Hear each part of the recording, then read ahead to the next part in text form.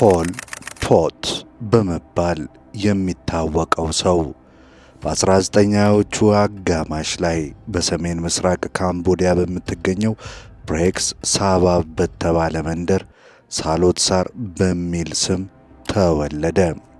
ይፋዊ መዛግብት የትውልድ ቀኑን ግንቦት 25 ቀን 1928 ዓ.ም አድርገው ቢያስቀምጡም ሌሎች ግን ከ3 ዓመት ቀደም ብለው ግንቦት 19 ቀን 1925 ዓ.ም እንደሆነ ይጠቁማሉ።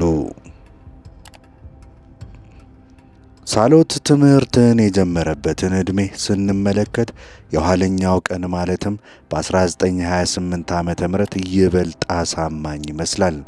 ከ30 ዓመታት በላይ ሳሎት ሳር በመባል ይታወቅ ነበር። እንደምናየው ፖል ፖት የሚል ስም በ1960ዎቹ ቀስ በቀስ መጠቀም የጀመረው አብዮታዊ መጠሪያ ሲሆን ምንም እንኳ በብዛት የሚታወቀው በዚህ ስም ቢሆንም ከጊዜ በኋላ ከተጠቀመባቸው በርካታ ስሞች አንዱም ነበር። እናቱ ሶክ ኒም ትባላለች። እርሷም ሃይማኖተኛ ቡድሂስት ስትሆን ከወለደቻቸው 9 ልጆች ሳር 8ኛው ነበር።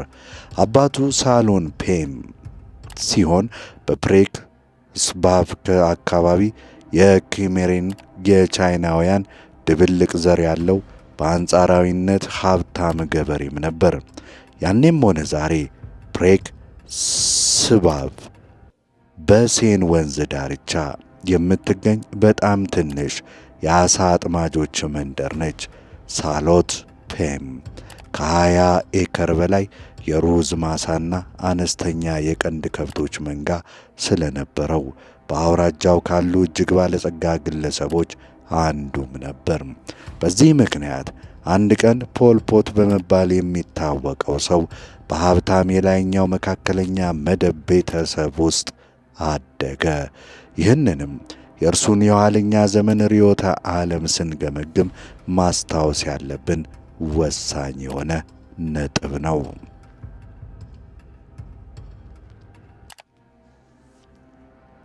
የፖል ፖት ሕይወትንና የሥራ ዘመን ለመረዳት የካምቦዲያን ሰፊ ታሪክ ከበስተጀርባ መገንዘብ ግድ ይለናል። የካምቦዲያ ያለፈ ታሪክ እጅግ የተለያየ ነበር። በአውሮፓ የሮማ ግዛት እየፈራረሰና የመካከለኛው ዘመን ጎህ እየቀደደ በነበረበት በዛ ወቅት በደቡብ ምስራቅ እስያ ካምቦዲያ የዛሬዋ ታይላንድን ጨምሮ የህንድን ባህል የተቀበሉ ነገር ግን ከሂንዱይዝም ይልቅ በቡድሂዝም ላይ የተመሰረቱ በርካታ ክልሎች አካልም ነበረች።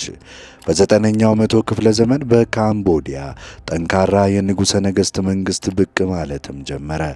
የኬሜሩዥ ግዛት ስያሜውም በአካባቢው ለሚኖሩ የኪሜር ቋንቋ ተናጋሪ ሕዝቦች የተሰጠ ነበር።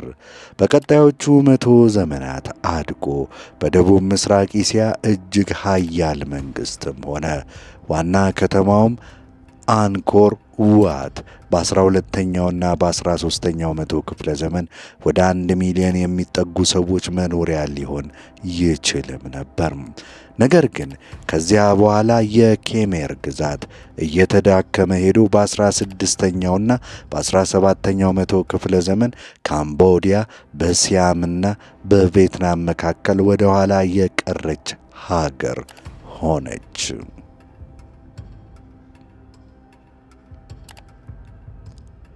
በ1867 ዓመተ ምህረት መንግስቱ እያደገ በመጣው የፈረንሳይ ኢንዶ ቻይና ቅኝ ግዛት ውስጥ በቀላሉ መካተቱ አያስደንቅምም ነበር። ምንም እንኳ ወደ ቅኝ ግዛት የተደረገው አንጻራዊ ሰላማዊ የሆነ ሽግግር ንጉሳዊ አገዛዝ በፈረንሳዮች እንደ አሻንጉሊት መንግስት እንዲቀጥል ቢደረግም ማለት ነው።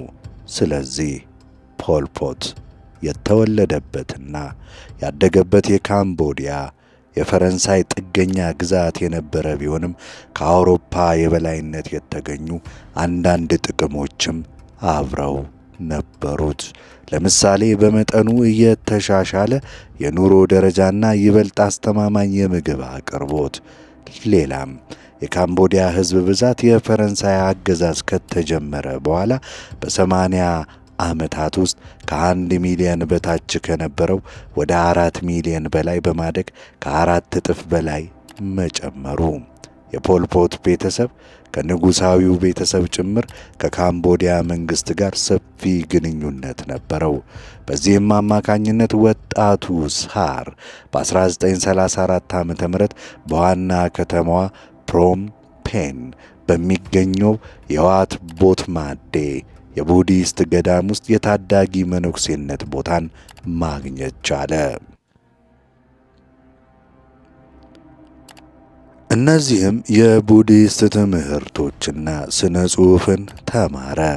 ነገር ግን ምናልባትም እዚህ በቆየበት ጊዜ ያገኘው ትልቁ ተጽዕኖ ለጠንካራ የሥነ ሥርዓት መጋለጡ ነበር።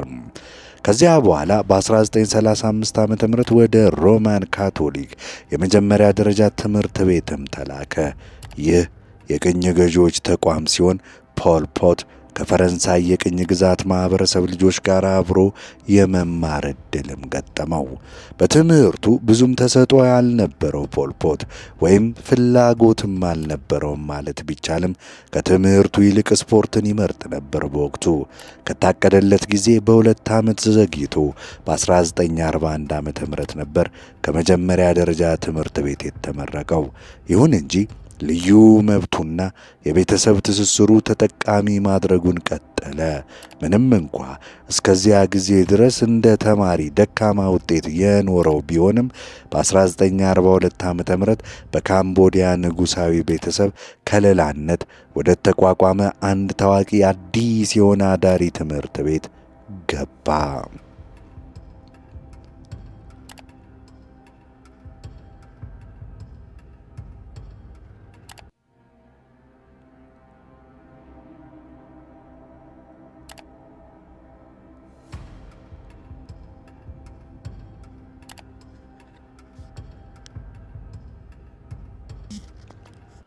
እስከ 1947 ዓመተ ምህረት ድረስ እዚያው ቆየ። አሁንም ከትምህርት ይልቅ ለእግር ኳስና ለቅርጫት ኳስ ያለውን ፍቅር ሲያረካ ነበር የቆየው። ፖል ፖት ትምህርቱን የሚከታተልበት ጊዜ የካምቦዲያ ፖለቲካ በከፍተኛ ሁኔታ እየተለወጠም ነበር። በ1939 ዓ.ም በመጸው ላይ በአውሮፓ ሁለተኛው የዓለም ጦርነት በመቀስቀሱ ምክንያት በደቡብ ምስራቅ እስያ የፈረንሳይ ቅኝ ግዛት አገዛዝ በከፍተኛ ሁኔታ እየተዳከመ ነበር። ሁኔታውን በመጠቀም በጥቅምት 1940 ዓ.ም ጎረቤት የሆነችው የታይላንድ መንግሥት ካምቦዲያንና ላኦስን በመውረር አንዳንድ የድንበር ክፍለ ሀገሮች ከፈረንሳይ በመንጠቅ ተሳክቶላታል። ከዚያም በሚያዝያ 1941 ዓ.ም የካምቦዲያ አሻንጉሊት ንጉሥ የነበረው ንጉሥ ሞኒቮንግ ሞተ። ፈረንሳዮችም በ18 ዓመቱ በንጉሥ ሲሃኑክ ተኩት። ፈረንሳዮችም እርሱ ከሞኒቮንግ ተተኪ ከልዑል ሞኒሬት ይልቅ በቀላሉ የሚታዘዝ እንደሚሆንላቸው ያምኑም ነበር። ነገር ግን ሲሃኑክ እንደተገመተው አሻንጉሊት ሳይሆን ቀረ። በቀጣዮቹ 70 ዓመታት በካምቦዲያ ሁከት በበዛበት ፖለቲካ ውስጥ ትልቅ ሚናን ተጫውቷል። ዙፋኑ ላይ እንደተቀመጠ ብዙም ሳይቆይ ካምቦዲያ በጃፓን ግዛት ተወረረች። ሁለተኛው የዓለም ጦርነት በመላው ምስራቅ እስያና ፓሲፊክ ሲስፋፋ ካምቦዲያ ለ4 ዓመታት በወረራ ስር ቆየች። ከዚያም በ1945 ዓ.ም የጦርነት ፍጻሜ ሲቃረብ ሲሃኑክ በመጋቢት 1945 ዓ.ም ነፃ የሆነች የካምፑቺያ መንግሥት መቋቋሙን አወጀ። ይህ ግን አጭር ጊዜ የቆየ ሲሆን የፈረንሳይ ቅኝ ግዛት አገዛዝ በጥቅምት 1945 ዓ.ም በካምቦዲያ ላይ በፍጥነት እንደገና ተመሠረተ። ነገር ግን ይህ አጭር የነጻነት ሙከራ ሊከተል የነበረውን የቅኝ ግዛት አገዛዝን የማስወገድ ትግል አመላካች ምልክትም ነበር። ከሁለተኛው የዓለም ጦርነት በኋላ በነበሩት ዓመታት የፖል ፖት መንገድ ከጊዜ ወደ ጊዜ ከካምቦዲያ እንዲርቅ ገፋው። ከአዳሪ ትምህርት ቤት ትምህርቱን ሲያጠናቅቅ ወይም ባካሎሬቱን ሳያገኝ ከወጣ በኋላ በ1948 ዓ.ም በፕሮምፔን በሚገኝ የቴክኒክ ኮሌጅ በአናጢነት ኮርስ ተመዘገበ። የቤተሰቡን ዳራ ስንመለከት ፖል ፖት የተለየ የሙያ መስመር ይከተላል ተብሎ ይጠበቅም ነበር። በዚያ ወቅት በካምቦዲያ የአንድ የሀብታም ባለርስት ልጅ እንደመሆኑ መጠን የአናጢነት ሙያ ስልጠና መጀመሩ ወደ ዝቅተኝነት የመመለስ ተደርጎ ይታይ ነበር።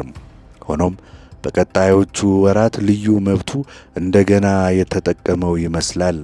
የፖል ፖት የትምህርት ድክመቶች ችላ ተብለው በ1949 ዓ.ም ሩቅ በሆነችው በአውሮፓ በፈረንሳይ ቅኝ ገዢዎች ዋና ከተማ ፓሪስ ውስጥ በሚገኝ አንድ የላቀ የምህንድስና ትምህርት ቤት ውስጥ ገብቶ እንዲማር የተከበረ ስኮላርሺፕን ተሸለመ። በዚያ ጊዜ ፈረንሳዮች ጥሩ ግንኙነት ካላቸው የቅኝ ግዛት ቤተሰቦች ልጆችን በፈረንሳይ ውስጥ ትምህርታቸውን እንዲያገኙ መጋበዛቸው የተለመደም ነበር። ዓላማውም እንደ ፖል ፖት ያሉ ወጣቶችን የፈረንሳይ ማህበረሰብ በጎ ምግባራትን በማስተማር ነጻነትን ከመፈለግ ይልቅ እንደ ካምቦዲያ ባሉ አገሮች ላይ የፈረንሳይን ቁጥጥር እንዲቀጥሉ ማበረታታት ነበር። ስለዚህ ፖል ፖት በ1949 ዓ.ም ወደ ፓሪስ አቀና። ሆኖም ከጦርነቱ በኋላ በነበረው የካምቦዲያ የፖለቲካ ከባቢ አየር ምክንያት ፖል ፖት በአውሮፓ እያለ በፈረንሳይ የቅኝ ግዛት አገዛዝ ላይ አክራሪ ሆነ እንጂ በኢንዶ ቻይና የፈረንሳይን መኖር ደጋፊም አልሆነም። ፖል ፖት በአውሮፓ ያሳለፈውን ጊዜ ከመመርመራችን በፊት በ1940ዎቹ መጨረሻና በ1950ዎቹ መጀመሪያ ላይ ከሁለተኛው የዓለም ጦርነት በኋላ በካምቦዲያ ውስጥ የተከሰቱትን ክስተቶች መመልከት አለብን። ንጉሥ ሲሃኑክ ለካምቦዲያ የበለጠ ራስን በራስ የማስተዳደር መብት እንዲሰጥ ከፈረንሳይ መንግሥት አንዳንድ ስምምነቶችን በማግኘት ተሳክቶለትም ነበር። የሀገሪቱ የመጀመሪያው የሀገር ውስጥ ፓርላማ ምርጫ በ1946 ዓ.ም የተካሄደ ሲሆን ለሀገሪቱ አዲስ ዘመናዊ ሕገ መንግሥት በግንቦት 1947 ዓ.ም ሥራ ላይም ዋለ። በቀጣዮቹ ዓመታት ካምቦዲያ ይበልጥ የተጠናከረ የነጻነት አይነት እንዲሰጣት ድርድሮቿን ቀጠለች። ይህም በሌሎች የኢንዶ ቻይና ክፍሎች በተከሰቱ ክስተቶች ተገፋፍቶ ነበር። ከታህሳስ 1946 ዓ.ም ጀምሮ ፈረንሳዮች በጎረቤት ቪየትናም ውስጥ ከፈረንሳይ ኢንዶ ቻይና ነጻ መውጣት ከሚፈልጉ አማጽያን ጋር ጦርነትን ሲያደርጉ ነበር። የመጀመሪያው የኢንዶ ቻይና ጦርነት እስከ 1954 ዓ.ም ድረስ የዘለቀ ሲሆን ወደ ጎረቤት ላኦስና ካምቦዲያም ተስፋፍቷል። ይህ በቪየትናም የተከሰቱ ክስተቶች በካምቦዲያ እድገቶች ላይ ከፍተኛ የሆነ ተጽዕኖን ያሳደሩበት ረጅም ጊዜ መጀመሪያ ነበር። ለጊዜውም በቪየትናም ያለው አመጽ የፈረንሳይ መንግሥት ለንጉሥ ሲሃኑክና ለካምቦዲያ ተጨማሪ ስምምነቶችን እንዲሰጥ አድርጎታል። ይህም ድጋፍን ለማጠናከርና ሌላ የነጻነት ጦርነትን ለማስወገድ ነበር። ይሁን እንጂ ሲሃኑክ በ1940ዎቹ መጨረሻ ማግኘቱን የቀጠላቸውን ስምምነቶች በቂ እንዳልሆኑ ተቆጠሩበት። ስለዚህ ካምቦዲያ በ1950ዎቹ መጀመሪያ ላይ ስትገባ ሀገሪቱ በፖለቲካ አለመረጋጋት ተሞልታ ነበር። ብዙ ፓርቲዎች ነጻነትንና የፈረንሳይን የቅኝ ግዛት አገዛዝ እንዲያበቃ የሚጠይቁ ብቅ አሉ። አንዳንዶቹ ግን ደግሞ ከፈረንሳዮች ጋር በነበረው የረጅም ጊዜ ግንኙነት የተበከለውን ንጉሣዊ አገዛዝ እንዲወገድ ይፈልጉም ነበር። ፖል ፖት በ1949 ዓ.ም ፈረንሳይ ሲደርስ በሀገሩ የነበረው ሁኔታ ይህ ነበር። የካምቦዲያ ሁከት የበዛበት ፖለቲካ ወደ ፈረንሳይ ዋና ከተማ ተዘዋውሮም ነበር። በቀጣዮቹ ወራት በሴን ወንዝ ዳርቻ ሲኖር ፖል ፖት በፓሪስ በነበሩ ካምቦዳውያን ከተደራጁ በርካታ የፖለቲካ ቡድኖች ጋር ተቆራኘ። ከእነዚህም አንዱ የኬሜር ተማሪዎች ማኅበር ሲሆን አዘውትሮ የሚሰበሰብና በአጠቃላይ የካምቦዲያን ነጻነት ከፈረንሳይ አገዛዝ ለማላቀቅ ቁርጠኛም ነበር። ይበልጥ ጽንፈኛና በውጤታማነት ሕገ ወጥ የነበረው ደግሞ የማርክሲስት ክበብ ነበር። የማርክሲስት ሌኒኒስት ድርጅት ሲሆን የማርክስን የሌኒንንና የሌሎች ኮሚኒስት ጽሑፎችን ለማንበብና የካምቦዲያን በፈረንሳይ ጭቆና ላይ የምታደርገውን ትግል ለመወያየት በድብቅ ይሰበሰብ ነበር።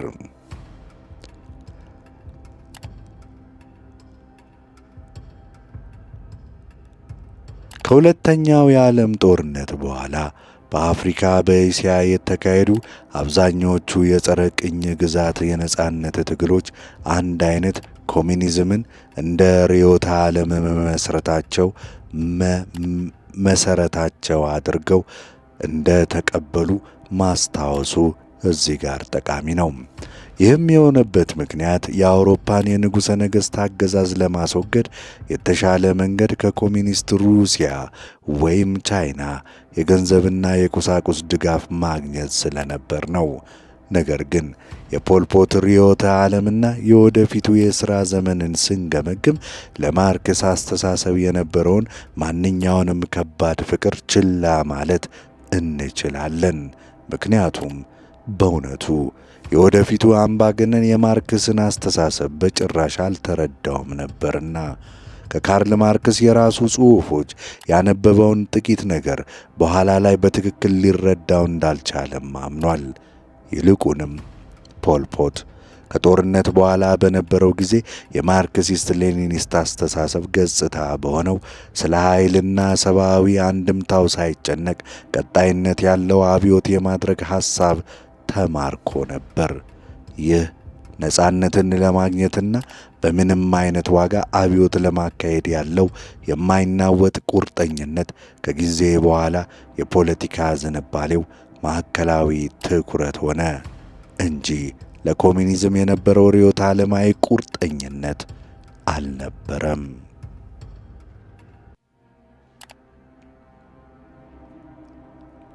ፖል ፖት በፓሪስ 3 ዓመታትን አሳልፏል። ከጊዜ ወደ ጊዜ በፖለቲካ ውስጥ እየተዘፈቀም ሄደ። ከፈረንሳይ ዋና ከተማ መውጣቱ በመጨረሻ የተከሰተው በትውልድ አገሩ በተፈጠሩ ክስተቶች ምክንያት ነበር። በጥር 1953 ዓ.ም በካምቦዲያ ያለው የፖለቲካ ሁኔታ ከችግር ወደ ችግር ሲሸጋገር ንጉሡ ብሔራዊ ምክር ቤቱን በመበተን በአዋጅ መግዛት ጀመረ። ከዚያ በኋላ የአገር ውስጥ የፖለቲካ ሁከት በፍጥነት ጀመረ። ስለዚህም በ1953 ጸደይ ወራት ካምቦዲያ በእርስ በርስ ጦርነት ውስጥ ነበረች ማለት ይቻላል። ቀደም ሲል በ1952 መጨረሻ ላይ በፓሪስ የሚገኘው የማርክሲስት ክበብ ከሚፎካከሩት አካላት መካከል የትኛውን መደገፍ እንዳለባቸው ለመወሰን በቦታው ያለውን ሁኔታ ለመገምገም ከአባሎቻቸው አንዱን ወደ ካምቦዲያ ለመላክ ወስኖ ነበር። ስለዚህ ፖል ፖት በፈረንሳይ ከ3 ዓመታት በኋላ በታኅሳስ 1952 ዓ.ም ወደ ደቡብ ምስራቅ እስያ ሲመለስ ራሱን አገኘ። በዚህም ምክንያት በ1953 የበጋ ወቅት ንጉሥ ሲያኑክ ከፈረንሳይ ነጻነት እንዲሰጥ ሲጠይቅ ለመመስከር በካምቦዲያም ነበር። ይህ ጥያቄ በፈረንሳይ መንግሥት በኖቬምበር ተቀባይነትን አገኘ። ምክንያቱም በካምቦዲያ ላይ ቁጥጥሩን ለማስቀጠል የሚያስችል ድጋፍም ሆነ ወታደራዊ አቅም እንደሌለው ተገንዝቦ ነበርና ነው።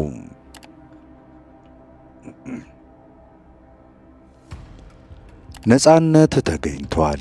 ነገር ግን በአዲሲቷ ካምቦዲያ ምን አይነት መንግሥት እንደሚመሠረት ገና የሚታይ ነገር ግን አልነበረም። በካምቦዲያ ቀጣዮቹ 15 ዓመታት የማያቋርጥ ሁከት የነገሰበት ወቅት ነበር። ይህም በመጨረሻ በ1968 ዓ.ም በ1950ዎቹና በ1960ዎቹ በደቡብ ምስራቅ እስያ መስፈኑን የቀጠለውን አለመረጋጋት ውጤት የሆነው የእርስ በርስ ጦርነት እንዲቀሰቀስ አድርጓል።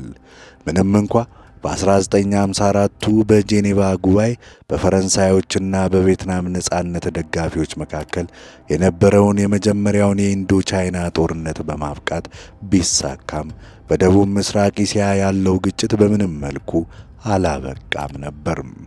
ከዚያ በኋላ የቪየትናም የሰሜናዊ ክፍሎች ነፃ የሆነችው የሰሜን ቪየትናም ሀገር ሆኑ። ይህም ኮሚኒስት ደጋፊ ነበር። የሀገሪቱ ደቡብ ክፍል ደግሞ እንደ ምዕራባዊ ደጋፊ የቪየትናም ሪፐብሊክ ነፃነትን አገኘ።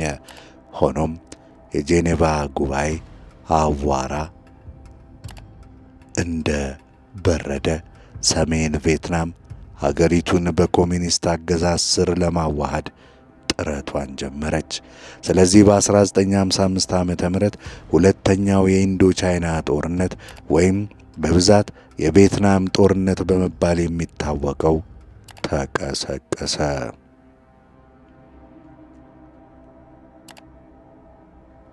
ይህ ጦርነት ለ20 ዓመታት የዘለቀ ሲሆን ደቡብ በዋናነት በዩናይትድ ስቴትስ ኦፍ አሜሪካ ይደገፍ ነበር።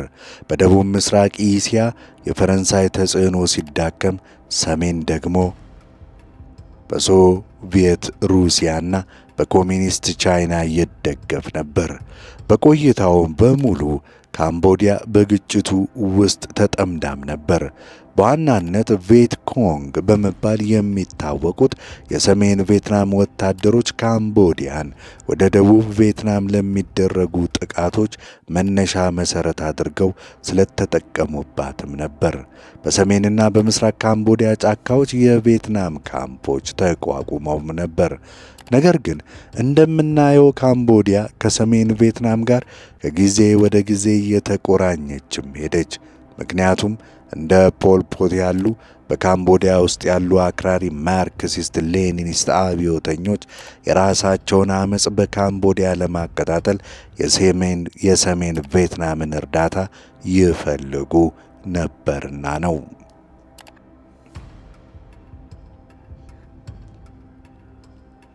ነገር ግን የፖል ፖት መንገድ ብዙም ሳይቆይ ከሰሜን ቪየትናም ጋር ይጋጫል። ነገር ግን ለጊዜው በ1950ዎቹ ከነጻነት በኋላ በነበረው የካምቦዲያ ጊዜ ውስጥ በፖለቲካ ተሳትፎ ለውጥን ለማምጣት የሚደረጉ ጥረቶች ውስጥ ተሳትፏልም። በሀገሪቱ የመጀመሪያ ከነጻነት በኋላ የተደረገ ምርጫ በ1955 ዓ.ም ተካሂዷል። ንጉሣዊውን አገዛዝ የሚቃወመው የዲሞክራቲክ ፓርቲ እንደሚያሸንፍ በሰፊው ይታመን ነበር። ፖል ፖትና የማርክሲስት ሌኒኒስት ካምቦዲያውያን ጓዶቹ አሁንም ብዙም ሳይቆይ ወደ ስልጣን ይመጣል ተብሎ የሚታሰበው መንግስት ውስጥ ተጽዕኗቸውን ለማሳደር እንደ አንድ ዘዴ የዲሞክራቲክ ፓርቲን ሰርገው ለመግባት ሞከሩ። ሆኖም ንጉሱ ሌላ ሐሳብ ነበረው። ምርጫው ሲቃረብ ሲሃኑክ በፍጥነት ለአባቱ ለኖርዶም ስልጣኑን ለቀቀ። ከዚያም ሳንኩም ሪያኖም የተባለ የራሱን የፖለቲካ ፓርቲ መሰረተ።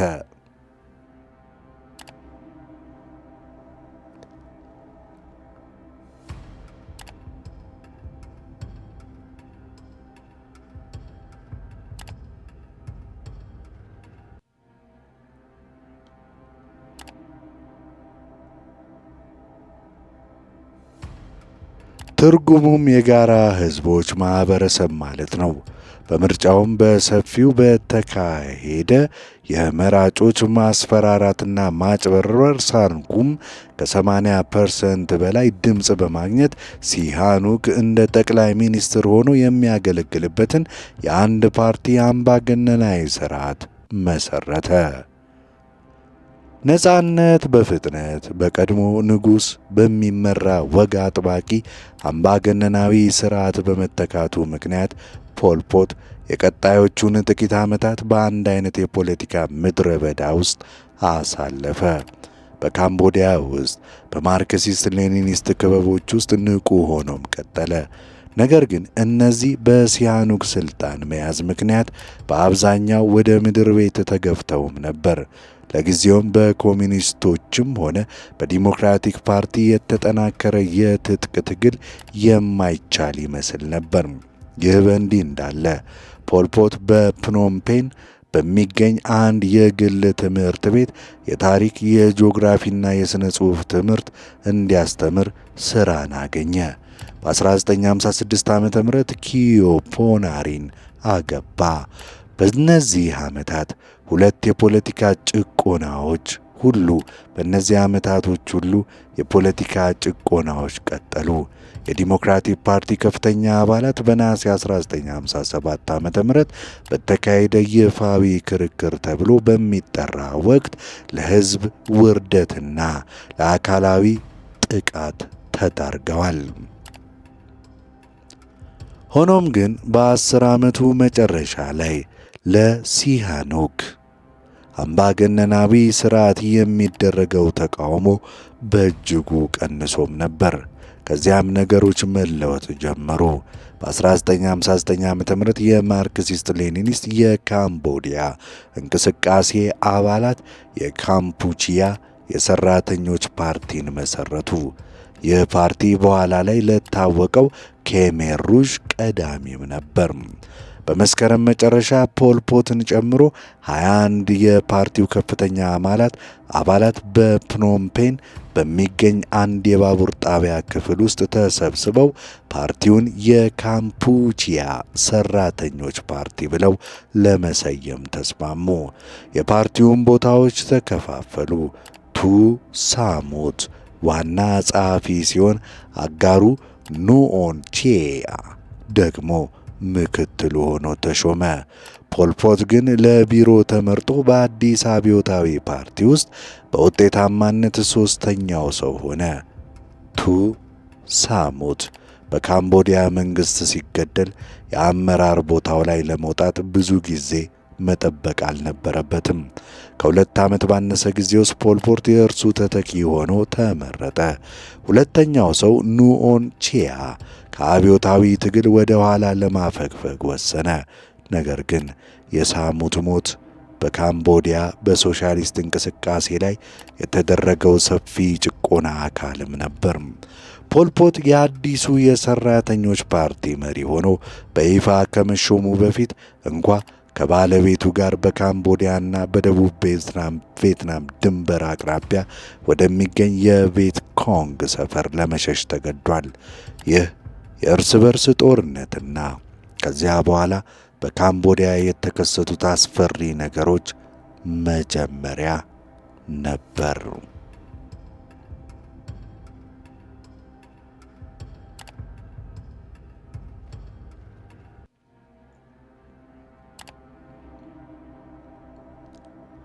ፖል ፖት የቀጣዮቹን 5 ዓመታት በአብዛኛው በካምቦዲያና በቪየትናም ጫካዎች ውስጥ በሚገኙ ሰፈሮች ውስጥ ኖሯል። የእርሱ የአምባገነንነት ማንነት በእነዚህ ዓመታት ውስጥ ተቀርጿል። እርሱ በተወሰነ ደረጃ እንቆቅልሽ የሆነ ሰውም ነበር። ከፍተኛ ራስን የመግዛት ደረጃ የሚያሳይ ዝምተኛና ውስጠ አዋቂ ጠንካራ ሰው ነበር። ቢሆንም ዝምተኛ ባህሪውና የኋለኞቹ ወንጀሎቹ አስጸያፊነት ቢኖርም ሁኔታው ሲያስገድደው ማራኪ ሊሆን እንደሚችል ብዙዎች ይስማማሉ። የተለያየ አስተዳደጉና የመካከለኛ ዕድሜው የተለያዩ የሕይወት ዘርፎች ካሉ ሰዎች ጋር መስተጋብር የመፍጠር ችሎታ እንዲያዳብር አድርጎታል። ይሁን እንጂ ከሚታየው ተግባቢ ገጽታ ጀርባ ለስልጣን ከፍተኛ ጥማት ያለው ለጨካኝ ኃይል የተጋለጠና ከጊዜ ወደ ጊዜ በጥርጣሬ የተሞላ ስብዕና ያለው ግለሰብ ነበር። ከነዚህ ውስጥ አንዳቸውም በግል ሁኔታዎቹ በምንም መልኩ አልተሻሻሉም። ባለቤቱ በ1960ዎቹ እየተባባሰ በሄደ የአእምሮ ሕመም ትሰቃይ ነበር። ይህም በ1970ዎቹ ወደ ስር የሰደደ ስኪዞፍሬኒያ ተለወጠ። የፖል ፖትና እርሷ በመጨረሻ በ1979 ዓ.ም ተፋቱ። ምንም እንኳ በኋላ ላይ እንደገና ቢያገባትም ብዙም የቤተሰብ ሕይወት አልነበረውም። አንድ ልጅ ብቻ ነበረው። 1980ዎቹ አጋማሽ እርሱ በ50ዎቹ መጨረሻ ላይ ሳለ የተወለደች ሴት ልጅ። በተመሳሳይ በአዋቂነት ሕይወቱ በሙሉ በጣም ደካማ ጤንነትም ነበረው። በእንቅልፍ እጦት፣ በአንጀት ሕመም ይሰቃይም ነበር። እነዚህ ሁኔታዎች ቀድሞውኑም ያልተረጋጋ ስብዕናውን ለማረጋጋት ምንም አይነት ጠቃሚ ነገርን አላደረጉለትም።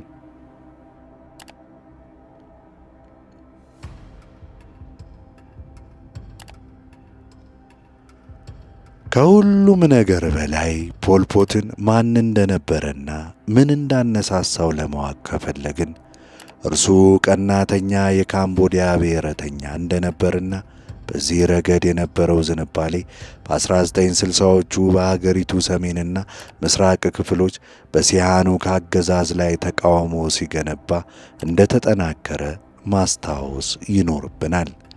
በድርጊቶቹ ውስጥ ምንም አይነት ወጥነት ካለ በእርግጥም የሚገኘው የካምቦዲያን ነጻነት ከፈረንሳይ አገዛዝና በሲሃኑክ ከተመሰለው ንጉሣዊ አገዛዝ ለማላቀቅ በነበረው ቀናተኛ ፍላጎት ውስጥ ነው። እነዚህ በጫካ ውስጥ ያሳለፋቸው ዓመታት በግል እድገቱ ላይ ወሳኝ ከመሆናቸውም በላይ ለካምቦዲያ ኮሚኒስት እንቅስቃሴ የእድገት ጊዜም ነበሩ። የሲሃኑክ ጨቋኝ አገዛዝ ከጊዜ ወደ ጊዜ ብዙ ጠላቶችን ሲያፈራ ብዙ አብዮተኞች ከሲቪል ማኅበረሰብ ወደ ጫካቸው በመሸሽ አብዮትን ለማቀድ ጀመሩ። እዚህ ለቅሬታቸው አዲስ የጋራ ድርጅትን አገኙ። የሠራተኞች ፓርቲ በ1966 ዓ.ም ስሙን ወደ ካምፑቺያ ኮሚኒስት ፓርቲ ለወጠ። ነገር ግን በፕኖምፔን ሲሃኑክ የፓርቲውን አባላት ኬሜር ሩዥ ብሎ መጥራት ጀምሮ ነበር። ትርጉሙም ቀይ ካምቦዲያውያን ማለት ነው። ምንም እንኳ ፖልፖትና ተከታዮቹ መጀመሪያ ላይ ስሙን ባይቀበሉትም በፍጥነት ተስፋፍቶ ዛሬ ለካምፑቺያ ኮሚኒስት ፓርቲ በብዛት የሚያገለግል ስም ሆኗል፣ ኬሜር ሩዥ።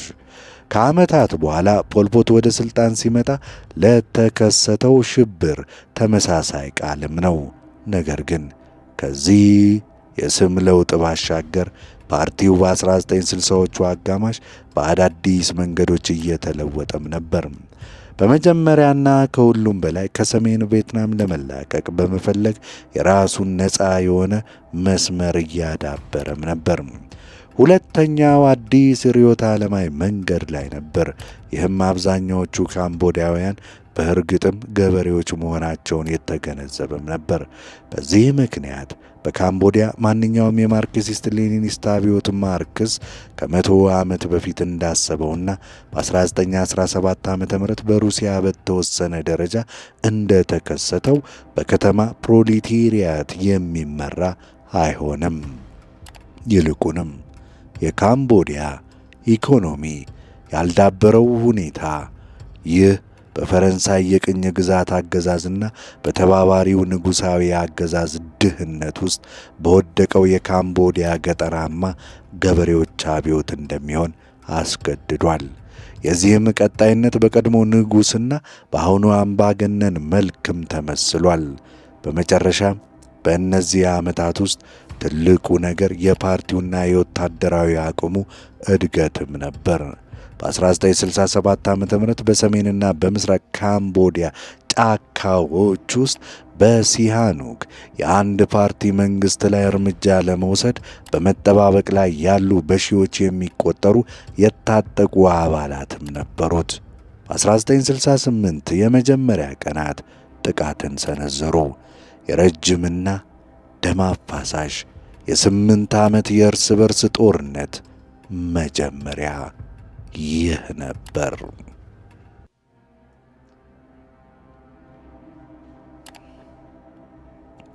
የካምቦዲያ የእርስ በርስ ጦርነት በጥር 1968 ዓ.ም የፖል ፖት አማጽያን በሰሜን ምዕራብ ካምቦዲያ ክልላዊ ዋና ከተማ ከሆነችው ከባታም ባንግ በስተደቡብ በምትገኘው ባዳምራን በሚባል የወታደር ሰፈር ላይ ጥቃት ሲሰነዝሩ ተጀመረ። የሲሃኑክ ለዚህ ውስን አመፅ የሰጠው የመጀመሪያ ምላሽ ተቃራኒ ውጤትን አስከተለ። በሀገሪቱ ሰሜንና ምስራቅ ላይ ሰፊ የቦምብ ጥቃት እንዲፈጸምም አዘዘ። እነዚህ ያለምንም ልዩነት የተደረጉ ጥቃቶች የኮሚኒስት ሰፈሮችን ለመምታት ታስበው የነበሩ ቢሆንም በአብዛኛው በመቶ ሺዎች የሚቆጠሩ የገጠር ካምቦዳውያንን በማራቅ ተሳክቶላቸዋል። ምክንያቱም በፕኖምፔን መንግሥት በተመረጠው የምድር የማቃጠል ስልት ኑሯቸው ተጎድቷልና ነው። በዚህም ምክንያት በ1960ዎቹ መጨረሻ ላይ ፖል ፖት ከጊዜ ወደ ጊዜ የማይከራከር መሪው ለሆነበት አመፅ ድጋፍ ጨመረ። አሁን ደግሞ ከሳሎት ሳር ይልቅ ራሱን ፖል ፖት እያለ ይጠራም ጀመር። ከዚህ ጊዜ ጀምሮ የካምቦዲያ ኮሚኒስት መሪ በብዛት በቅጽል ስሙ ይታወቅ ጀመር።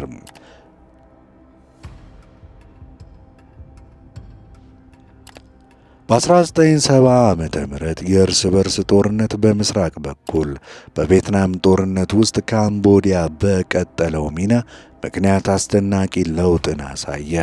በ1969 ጸደይ ወራት የዩናይትድ ስቴትስ ፕሬዝዳንት የሆኑት ሪቻርድ ኒክሰን የቪየት ኮንግ ወደ ደቡብ ቪየትናም የሚያደርጉትን የአቅርቦት መስመሮች ለማቋረጥና በሰሜን ምስራቅ የካምቦዲያ ጫካዎች ውስጥ ያሉ የቪየት ኮንግ ካምፖችንና መሠረቶችን ለመምታት በካምቦዲያ ላይ ተከታታይ የቦምብ ጥቃቶች እንዲደረጉ አዘዙ።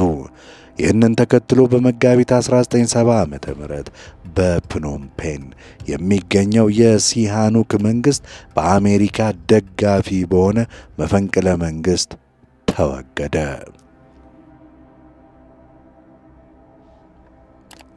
አሁን የኪሜር ሪፐብሊክ ተቋቋመ። ጠቅላይ ሚኒስትር ሎን ሮል መሪ ሆነ። ሲሃኑክ ከሀገር ሸሸ። ነገር ግን ይህ በካምቦዲያ ፖለቲካ ውስጥ የነበረው ሚና መጨረሻም አልነበረም። ኖል ለዋሽንግተን የገባውን ቃል በማክበር የኬሜር ሪፐብሊክ ቪየት ኮንግ የካምቦዲያ ግዛት እንዲለቅ አዘዘ። ነገር ግን ይህንን ማስፈጸም አልቻለም። በቀጣዮቹ ወራት የቪየት ኮንግ ከፖል ፖትና ከኬሜር ሩዥ ጋር በመተባበር የካምቦዲያን 1/3 ያህሉን በውጤታማነት ተቆጣጠሩ። ይህም የሀገሪቱን ሰሜንና ምስራቅ ክፍል ያካትት ነበር። በዚህ ሂደት የካምቦዲያ የእርስ በርስ ጦርነት ሲሃኑክንና አገዛዙን ለመጣል ከተጀመረው ወደ ካምቦዲያውያን ከሎን ኖልና ከፕኖምፔን ባለው የአሜሪካ ደጋፊ የምዕራባውያን ደጋፊ መንግሥት ለኬሜር ሩዥ ለመያዝ ወደሚፈልግ ጦርነት ተለወጠ። በቀጣዮቹ 5 ዓመታት በፖል ፖት ኬሜር ሩዥና በሎን ኖል ኬሜር ሪፐብሊክ መካከል ደም አፋሳሽ ግጭት ተካሄደ። አንደኛው በቪየት ኮንግና በቻይናውያን ሲደገፍ፣ ሌላኛው ደግሞ በአሜሪካ ይደገፍ ነበር።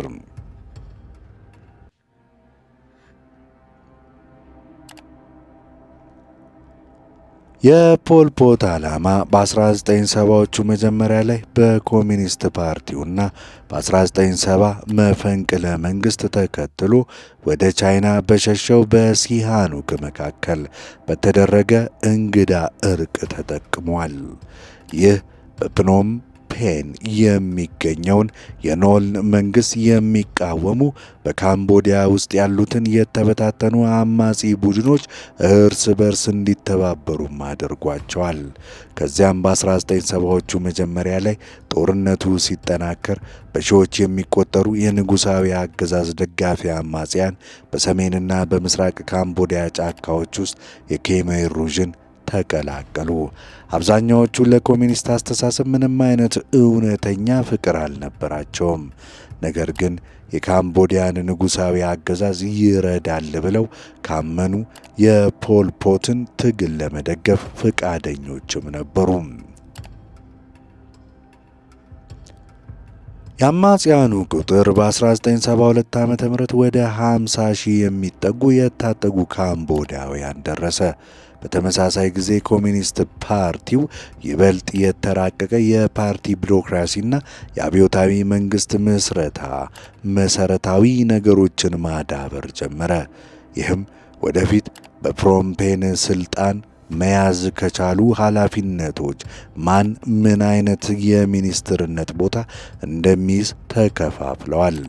ከሁለተኛው የዓለም ጦርነት ማብቂያ ጀምሮ እንደ አብዛኛው የካምቦዲያ ታሪክ የእርስ በርስ ጦርነት ውጤት በአብዛኛው የተወሰነው በሰፊው የደቡብ ምስራቅ እስያ ክስተቶች ነበርም።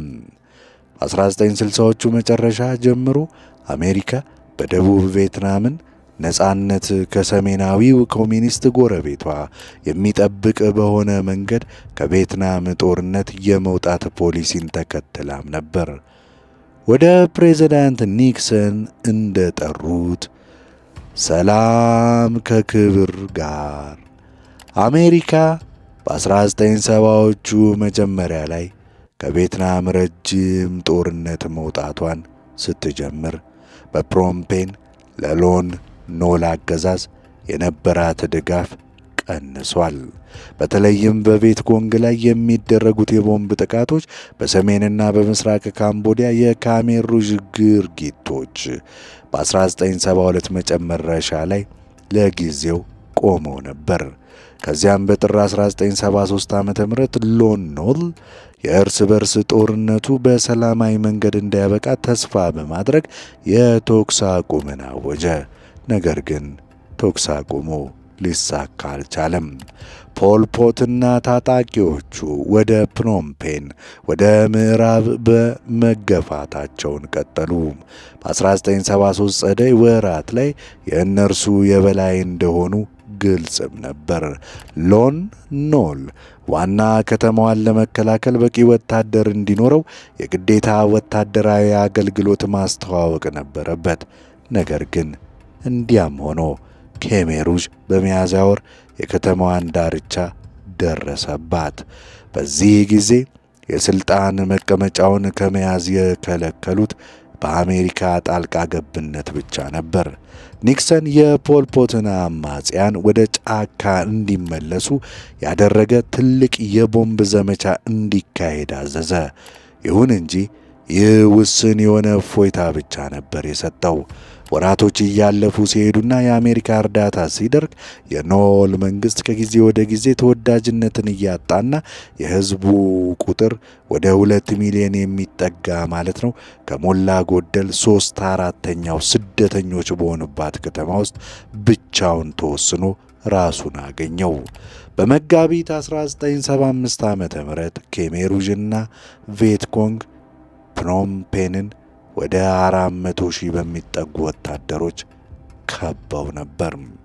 ስለዚህ ከተማዋ በመጨረሻ ሚያዝያ 17 ቀን 1975 ዓ.ም ለፖል ፖትና ለአማጽያኑ እጇን ስትሰጥ ለማንም አያስደንቅም ነበር። የካምቦዲያ የእርስ በርስ ጦርነት አብቅቷል። የደቡብ ቪየትናም ዋና ከተማ ሳይጎን ከ13 ቀናት በኋላ ሚያዝያ 30 ቀን 1975 ዓ.ም ለቪየት ኮንግ እጅ ላይ ወደቀች። በደቡብ ምስራቅ እስያ የሶሻሊስት አገዛዞችን መስፋፋት ለማስቆም የተደረጉት የምዕራባውያን ጥረቶች በ1975 ጸደይ ወራት በአስከፊ ውድቀት አብቅተዋል።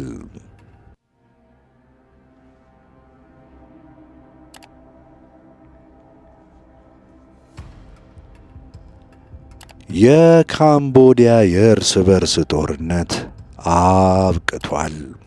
ወደ ሩብ ሚሊዮን የሚጠጉ ካምቦዲያውያን በ8 ዓመታት ግጭት ውስጥ ተገድለዋል። ነገር ግን ለሀገሪቱ ወደፊት ምን እንደሚጠብቃት ጥቂቶች ያውቁ ነበር። በእርስ በርስ ጦርነቱ ወቅት ዋነኛ አማጺ ድርጅት ቢሆንም በኬሜሩዥ ያልታወቀ ነገር ነበር። በዓለም አቀፍ ክበቦች ፖልፖትና ፓርቲው በካምቦዲያ የቪየትኮንግ መኖር ረዳት ተደርገው ይታዩ ነበር። ጥቂቶች ግን ስልጣን ከያዙ በኋላ ምን እንደሚያደርጉ በግልጽ አውቀውባቸውም ነበር። በመላው ሀገሪቱ ሊለቀቅ የነበረውን የጭካኔ መጠን መተንበይ አልቻሉም ነበር።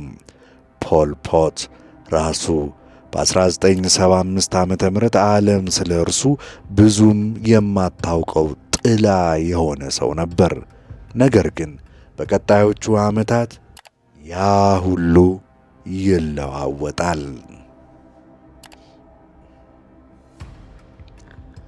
ስልጣንን ከያዙ በኋላ ኬሜሩዥ በካምቦዲያ ማኅበረሰብ ላይ የፈጸመው ጨካኝ ጥቃት በሰው ልጅ ታሪክ ውስጥ በጥቂት አገዛዞች ብቻ የተበለጠ ነው።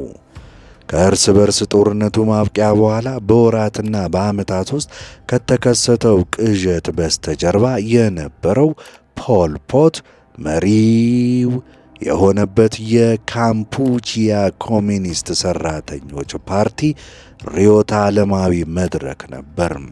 በ1960ዎቹ አጋማሽ በሰሜን ምስራቅ ካምቦዲያ ጫካዎች ውስጥ ኃይላቸውን መገንባት የጀመሩበት ጊዜ ጀምሮ በ10 ዓመታት ውስጥ አድጎና ተሻሽሎም ነበር። ፓርቲው የግብርና አብዮት የመገንባት ሐሳብ ላይ የተመሠረተም ነበር። በዚህ የገጠር ገበሬዎች የኮሚኒስት መንግሥት መሠረትም ይሆናሉ። ቀደም ብለን እንዳየነው ፖል ፖት ራሱ የኮሚኒስት አስተሳሰብ ብዙም ግንዛቤ አልነበረውም። ኬሜሩዥ ያዳበረው ይህ ርዕዮተ ዓለም ከካርል ማርክስ ጽሑፎች ጋር ብዙም ግንኙነት አልነበራቸውም። እረ እንዲያውም በቀጥታ ተቃራኒ ጭምር ነበሩ። ማርክስ በተጨቆኑ የፋብሪካ ሠራተኞች የከተማ ፕሮሌታሪያት የሚመራ አብዮትን ያስብ ነበር። በተቃራኒው ፖልፖትና ኬሜሩዦች የከተማ ሠራተኞችን እንደ አደገኛ አፍራሾች ይመለከቷቸው ነበር። ካምቦዲያውያን ከሞላ ጎደል የግብርና ማኅበረሰብ ለመፍጠር ከከተሞች ወደ ገጠር እንዲመለሱ ይፈልጉ ነበር። ይህ የእነርሱ የገነት ሕልም ብዙም ሳይቆይ ለካምቦዲያ ሕዝብ ቅዠት ሆነ። በሚያዝያ 1975 ዓ.ም ፕኖምፔን እንደተያዘች ፖል ፖት በፍጥነት ወደ ከተማዋ ሄደ። ሚያዝያ 20 ቀን ዋና ከተማዋ ውስጥ ገባ። በግንቦት ወር ደግሞ መንግሥቱን በብር ፓጎዳ አንድ ጊዜ የንጉሣዊ ቤተሰብ መኖሪያ በነበረው በ19ኛው መቶ ክፍለ ዘመን በቅንጦት በተሠራው ንጉሣዊ ቤተ መንግሥት ውስጥ አቋቋመ። ፖል ፖትና ኮሚኒስት ፓርቲው በአዲሷ ካምቦዲያ ዋነኛ ኃይል እንደሚሆኑ ወዲያውኑ ግልጽ አልነበረም። በተለይም በርካታ የክልል ወታደራዊ መሪዎች በመላው ሀገሪቱ የራሳቸውን የኃይል መሠረት ስለነበራቸው እንደዚያ አልታሰበም ነበር። በ1976 መጸው ላይ ፖል ፖትን ከሥልጣን ለማውረድ ጥረት ተደርጎም ነበር። ነገር ግን በመጨረሻው ፓርቲው አሸንፎ ሥልጣኑን አጠናከረው። ከዚያም የሀገሪቱ ስም በጥር 1976 ዓ.ም በይፋ ወደ ዲሞክራቲክ ካምፑቺያ ተለወጠ። በኬሜሩዥ መሪ ሰዎች ቋሚ ኮሚቴ ይተዳደርም ነበር። እርሱም ወንድሞች ተብለው ይጠሩ ነበር። ፖል ፖት ወንድም ቁጥር 1 ሲሆን ለተወሰነ ጊዜ ጠቅላይ ሚኒስትር ሆኖም አገልግሏል። የቀድሞ ንጉሥ እንኳ ለአዲሱ አገዛዝ የተቃውሞ ማዕከል እንዳይሆን ለመከላከል ወደ መንግሥት እንዲገባ ተደርጎም ነበር።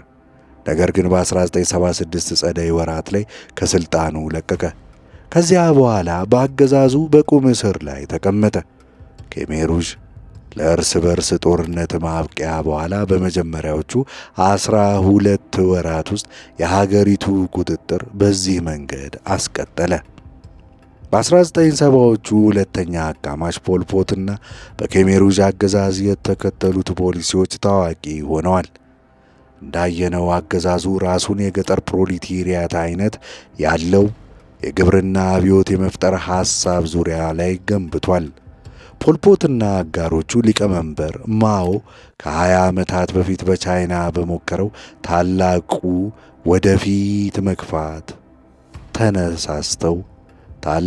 ወደፊት መግፋት ባለው ተነሳስተውም ነበር። በዚህም የቻይና የምግብ ምርትና የኢንዱስትሪ ውጤት በጥቂት ዓመታት ውስጥ በከፍተኛ ሁኔታ ለመጨመር ሞክሮም ነበር። ታላቁ ወደፊት መግፋት በሚያስደንቅ ሁኔታ ከሽፎ አሁን በ5 ወይም በ6 ዓመታት ውስጥ እስከ 50 ሚሊዮን የሚደርሱ ቻይናውያን ሞት ምክንያት እንደሆነ ይታመናል። ነገር ግን በዚህ አሰቃቂ ታሪክ ሳይበገሩ ፖልፖትና ኬሜሩዥ አሁን የካምቦዲያን የግብርናና የማምረቻ አቅም በከፍተኛ ሁኔታ ለመጨመር ተመሳሳይ ዘዴዎችን ለመጠቀም ሞከሩ። የመጨረሻ ግብ ካምቦዲያን ራሷን እንድትችልና ለሚያስፈልጓት ዕቃዎች በሌላ በማንኛውም መንግሥት ላይ ጥገኛ እንዳትሆን ማድረግም ነበር። በተለይም ፖልፖት ሀገሪቱን በምስራቅ ከምትገኘው ኃያል ጎረቤት ቪየትናም ተጽዕኖ ስር እንዳትወድቅ ይፈልግ ነበር።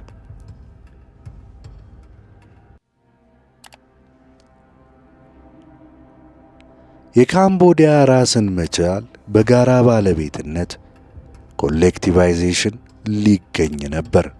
በዚህም በመላ ሀገሪቱ ያሉ እርሻዎች በመንግሥት ባለቤትነት ስር እንዲገቡና ከዚያም በገበሬዎች በጋራ እንዲተዳደሩ ይደረግ ነበር።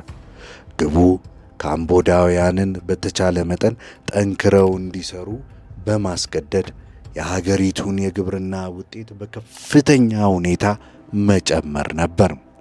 ለዚህ ዓላማ ፖልፖትና ኬሜሩዥ ወዲያውኑ የሕዝቡን የካምቦዲያውያን ከተሞች ለቆ እንዲወጣና በገጠር ወደሚገኙ የጉልበት ሥራ ካምፖች እንዲዘዋወር በማስገደድ በጋራ እርሻዎች ላይ ሕዝቡ እንዲሠራ አደረጉት። በእነዚህ ውስጥ የነበሩት ሁኔታዎች ጨካኝ ነበሩ። ብዙውን ጊዜ ከባርነት ሥራ ብዙም አይለዩም ነበር። ሠራተኞች በቂ ጠንክረው ካልሰሩ ይደበደቡና ይሰቃዩ ነበር። በደንብ አይመገቡም ነበር። ብዙውን ጊዜ የካምፕ ተቆጣጣሪዎች ከፍተኛ የምርት ውጤት ሪፖርት እንዲያደርጉ ነበር የሚደረገው። የተመጣጠነ ምግብ እጥረት ብዙም ሳይቆይ ተስፋፍቶ በመጨረሻ በረሃብ ወደ ሞት አመራ። 1976 እና 77 ዓመተ ምህረት በካምፑቺያ የሥራ ካምፖች ውስጥ ያሉት ሁኔታዎች እየተባባሱ ሲሄዱ በሽታ በውስጣቸው ተስፋፍቶ የሞት ደረጃን አባባሰው። ጠንክረው ለማስራት ፈቃደኛ ያልሆኑ ወይም መመሪያዎችን የተቃወሙ ሠራተኞች ተገድለዋል። በገጠር የሚገኙት የጉልበት ሥራ ካምፖች አረመኔያዊ ሁኔታዎች በፖልፖት ካምቦዲያ ውስጥ የጅምላ ግድያ የሚፈጸምበት ብቸኛ የሆነ ስፍራም አልነበሩም። ኬሜሩዥ ራሱን እንደ ከፍተኛ አምባገነን የውጭ ዜጋ ጠል መደባዊ አምባገነን አገዛዝ አድርጎ አቋቋመ።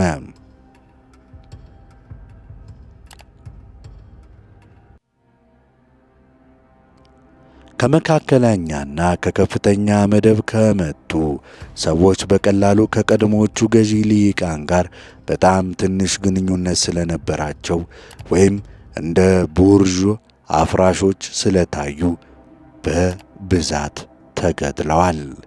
ይህ ሁሉ የሆነው ፖልፖት ራሱ ከከፍተኛ መካከለኛ መደብ ቤተሰብ ዳራ ቢኖረውም ነው። የውጭ ዜጎችም ኢላማ ተደርገው ነበር። ለምሳሌ ከ1975 እስከ 1979 ዓመተ ምህረት ባለው ጊዜ ውስጥ ሩብ ሚሊዮን ቻይናውያን ዝርያ ያላቸው ካምቦዳውያን ተገድለዋል።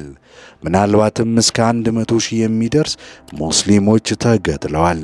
መንግስቱም ራሱን እንደ አምላክ የለሽ አገዛዝ አቋቁሞ ቡድሂዝም በጭካኔ ተጨቆነ። መንግስትን ይቃወማል ተብሎ የታየ ማንኛውም ሰው የእስራትና የግድያ ሰለባም ሆነ። በመላው ሀገሪቱ ከ150 በላይ የማሰቃያና የመግደያ ማዕከላት ተቋቁመዋል። ከሁሉም በጣም የታወቀው ኤስ21 ሲሆን ወደ ሁለተኛ ደረጃ ትምህርት ቤትነት የተቀየረና በ1976-79 ዓመተ ምህረት ባለው ጊዜ ውስጥ እስከ 20 ሺህ የሚደርሱ እስረኞች ያለፉበት ነበረ።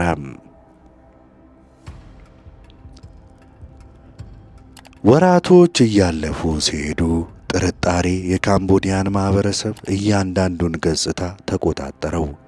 ልጆች በአገዛዙ ጭካኔ እንዲያምኑ ተደርገው ግድያ ውስጥ እንዲሳተፉ ተገደዱ። በሌሎች ሁኔታዎች የተገደሉት የፖለቲካ ተቃዋሚዎች ወደ የጎሳ አናሳዎች ልጆችም ተገድለዋል። የፖልፖትና የአገዛዙ አመክንዮ እነዚህ ልጆች አድገው ወላጆቻቸውን ለመበቀል እንዳይሞክሩ መከላከል ነበር። ይህ ሁሉ የተከናወነው በየሞት መስኮች ውስጥ ነበር። ፖልፖት ወደ ሥልጣን ከመጣ በኋላ በነበሩት ዓመታት የጅምላ ግድያ የተፈጸመባቸው በመላው ካምቦዲያ የሚገኙ ስፍራዎች። በእነዚህ ስፍራዎች ግለሰቦች አንዳንድ ጊዜ ጥይት ለመቆጠብ በተሳለ የቀርከሃ ዱላ፣ ማጭድና መቆፈሪያ ይገደሉ ጭምር ነበር። አንዳንድ ሰለባዎች ከመገደላቸው በፊት የራሳቸውን መቃብር ሁሉ እንዲቆፍሩ ይገደዱ ነበር። ብዙውን ጊዜ ድሆች ገበሬዎችና አርሶ አደሮች ራሳቸው በአገዛዙ እንዳይቀጡ እነዚህን ግድያዎች እንዲፈጽሙ ይገደዱ ነበር። የኬሜሩዥ አረመኔነትና የለቀቀው ያልተገደበ ሽብርና የሕይወት ውድመት በ1970ዎቹ መጨረሻ ላይ ከካምቦዲያ 8 ሚሊዮን ከሚጠጋ ሕዝብ ውስጥ ከ1.7 እስከ 2.2 ሚሊዮን የሚሆኑት እንዲገደሉ አድርጓል። በፖልፖት የተቆጣጠረውና በኬሜሩዥ የተቀነባበረው የካምቦዲያ የዘር ማጥፋት ከተፈጸሙት እጅግ አስከፊ ጨካኝ የዘር ማጥፋቶች ውስጥ አንዱ ነው። ከዘር ማጥፋቱ ባሻገር በፖልፖትና አገዛዝ የተገበሩ ሊሆኑ የሚችሉ ወጥ ፖሊሲዎችን ለማግኘት መሞከር በራሱ ከባድ ነው። እነዚህም በማንኛውም ሁኔታ በኬሜሩዥ ርዕዮተ ዓለማዊ ጭካኔና አምባገነንነት የተደነገጉ መሆናቸውን ማግኘቱ አያስደንቅም። ለምሳሌ የፓርቲው ለትምህርት የነበረው አቀራረብ እጅግ ጨቋኝና ጥርጣሬ በተሞላበት የመማር አቀራረብና በመምህራን በህብረተሰብ ውስጥ ባላቸው ሚና ላይ የተመሰረተ ነበር። በ1975 ዓ.ም ፕኖምፔን ከወደቀ በኋላ በሺዎች የሚቆጠሩ አስተማሪዎች በመላው ከተማዋ ተገድለዋል። ከመሰረታዊ ሂሳብና ማንበብና መጻፍ በላይ ብዙም ለማስተማር የማይፈልግ አዲስ ስርዓተ ትምህርት ተዘጋጀ። ከዚያ በኋላ የአገዛዙን የፖለቲካ ርዕዮተ ዓለም በተማሪዎች አእምሮ ውስጥ ለመቅረጽ ላይ ያተኮረም ነበር። በዚህም ምክንያት አንዳንድ ልጆች ለመንግስት ጭካኔ ቀናተኛ የሆነ አስተዋጽኦን አበርካቾች ሆነው ተቀርጸዋል። በፖልፖት የሽብር አገዛዝ ስር የጤና ስርዓቱን በውጤታማነት ፈርሷል። ብዙ ሐኪሞች በመደብ ምክንያት ተገድለዋል። በኢኮኖሚው መስክም ገንዘብ ተወግዶ የሸቀጣ ሸቀጥ ልውውጥ ስርዓት ከመንግስት ቁጥጥር ስር ካለው የዕቃ ስርጭት ጋር ተዋወቀ። በዚህም ምክንያት ካምቦዲያውያን ብዙም ሳይቆይ መሰረታዊ ዕቃዎችን ለማግኘት ጥቂት የግል ንብረቶቻቸውን መለወጥም ጀመሩ። የውጭ ንግድ ከሞላ ጎደል ሙሉ በሙሉ ደረቀ። ነገር ግን ከሁሉም በላይ የሚገርመው የግብርና ምርትን በከፍተኛ ሁኔታ የማሻሻል ግብ አስከፊ የሆነ ውድቀት መከሰቱ ነበር። ተቃራኒው ሆኖ ረሃብ ስር የሰደደ ሆነ። ወራትና ዓመታት እያለፉ ሲሄዱ በውጭ ፖሊሲ መስክ የፖልፖት አቀራረብ ካምቦዲያን ራሷን እንድትችል የማድረግ ፍላጎቱን አንጸባርቋል። መገለል ተመራጭ ነበር። በዚህ ምክንያት ፖልፖትና ኬሜሩዥ የቀድሞ አስተዳደር በፕኖምፔን በቅርብ የተቆራኘባቸውን አሜሪካንን ጨምሮ ምዕራባውያን ኃይሎች ነቀፉ። ፖልፖት ጥሩ ግንኙነት የመሰረታቸው መንግስታት ብዙውን ጊዜ እንደ ሮማንያ ኒኮላይ ቻውሼስኩ ባሉ ሌሎች አምባገነኖች ይመሩም ነበር። ሶቪየት ኅብረት የኮሚኒስት ቡድን መሪ ብትሆንም ካምፑቺያን በቻይና ጋር ለማስተካከል በመደገፍ እንደ ድጋፍ ምንጭ ተቀባይነትን አላገኘችም። ሊቀመንበር ማኦ ከእርስ በርስ ጦርነት በኋላ ካምቦዲያን እንደገና ለመገንባትና ለማልማት ከቤጂንግ ገንዘብ ከ1 ቢሊዮን ዶላር በላይ በእርዳታ ሰጥተዋል። ብዙ የሲቪልና የወታደራዊ አማካሪዎች የካምቦዲያን ኢኮኖሚ እንዴት ማልማት እንደሚቻል ምክር ለመስጠት ወደ ደቡብ ምስራቅ እስያም ተልከዋል። ምንም እንኳ ግንኙነቱ ከ1976 ዓ.ም ጀምሮ በዚያው ዓመት ማኦ ከሞቱ በኋላም የካምቦዲያ አገዛዝ በቻይና ዝርያ ባላቸው ካምቦዲያውያን ላይ እየጨመረ በመጣው ጠላትነት በከፍተኛ ሁኔታ ቢቀዘቅዝም ማለት ነው። ነገር ግን የኬሜሩዥ አገዛዝ በጣም ወሳኝ ግንኙነት ከምስራቅ ጎረቤቱ ጋር ነበር። የቅርብ ታሪኩ ከእርሱ ጋር በጣም የተቆራኘ ነበርና ከእርስ በርስ ጦርነቱ ማብቂያ በኋላ በካምቦዲያና በተዋሃደችው ቪየትናም መካከል ያለው ግንኙነት በፍጥነት ተበላሸ። በ1976 የበጋ ወቅት በሁለቱ አገሮች መካከል አንዳንድ የድንበር ውዝግቦች ለመፍታት የተደረጉም ድርድሮች ከሸፉ። ከዚያ በኋላ ግንኙነቱ በእጅጉ ቀዘቀዘ። በዚያ ጊዜ ካምቦዲያውያን ብዙም ሊያውቁት የማይችሉት ነገር ቢኖር በቪየትናምና በዛ ያለው የኮሚኒስት አገዛዝ ብዙም ሳይቆይ ለፖልፖት ካምቦዲያ ሕዝብ አንድ አይነት መዳን እንደሚያመጣ ነበር።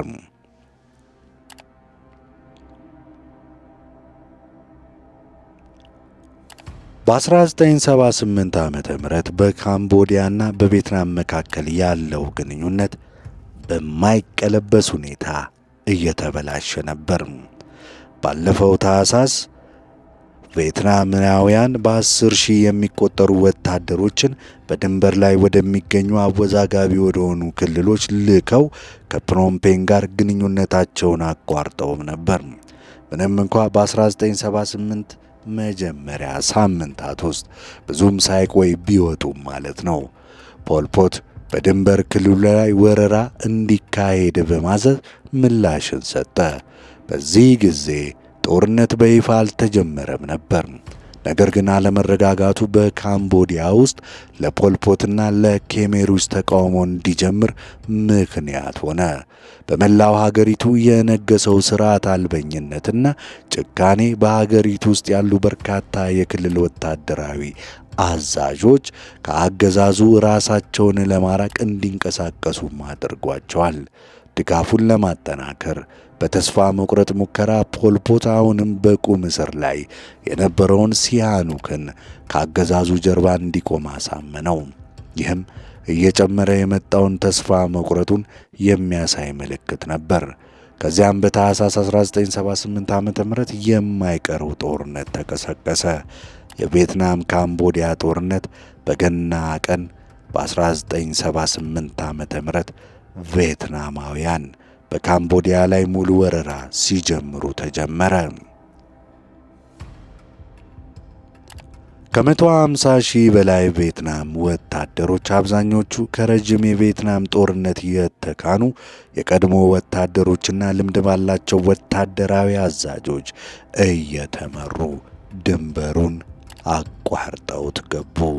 ወራሪዎቹ ሀገሪቷን በፍጥነት ተቆጣጠሯት። የሰሜን ምስራቅ ካምቦዲያ በ1978 መጨረሻ ላይ ተይዛ ነበር። ከዚያም በአዲስ ዓመት ቀን ዋናዎቹ የቪየትናም ኃይሎች ወደ ፕኖምፔን መቅረብ ጀመሩ። በ1979 የመክፈቻ ቀናት የካምቦዲያ ጦር ተቃውሞ ሲቀጥል ፖልፖትና የኬሜሩዥ አገዛዝ ዋና ከተማዋን መልቀቅም ጀመሩ። ብዙ ከፍተኛ አባላት ወደ ታይላንድ ሲሸሹ ፖልፖት ራሱ ወደ ሰሜን ምዕራብ ክልላዊ ዋና ከተማ ወደ ሆነችው ባታምባንግ ከተማ አቀና። ፕኖምፔን ጥር 7 ቀን 1979 ዓ.ም ለቬትናማውያን እጃቸው ላይ ወደቀች። እነርሱም አሁን በቅርብ ጊዜ የፖልፖትና ከኬሜሩዥ ጭፍጨፋ ለማምለጥ ወደ ቬትናም በሸሹ ካምቦዲያውያን ስደተኞች የሚመራ አዲስ የካምፑቺያ ሕዝባዊ ሪፐብሊክን መሠረቱ። ጦርነቱ በጥቂት ቀናት ውስጥ የተሸነፈ ይመስላል። ፖልፖትና አገዛዙ ሙሉ በሙሉ ተሸንፈዋል። ነገር ግን ከዚያ የውጭ ኃይሎች እንደገና በካምቦዲያ ጉዳይ ጣልቃ ገቡ።